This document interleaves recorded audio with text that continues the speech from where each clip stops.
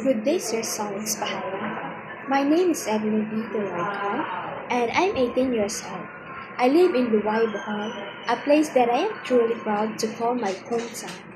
I recently graduated from Hinawana National High School, where I gained knowledge and experiences that helped me grow both as a student and as a person. In our family, I am the eldest among four daughters. Being the eldest, I feel a great sense of responsibility to be a good example to my younger sisters. My father works as a driver while my mother is a housewife.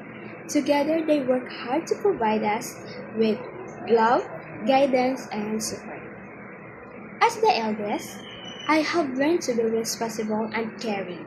I always try to help my parents and guide my younger sister whenever they need me. I believe that being a part of a family means sharing love, respect, and understanding one another.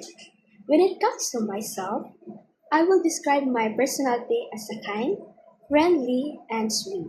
I value building good relationship with people and showing respect to everyone. The qualities help me connect with others easily and create a positive environment wherever I go. Lastly, I am a Catholic, and my faith plays an important role in shaping who I am today. It guides my actions, decisions, and the way I treat other people.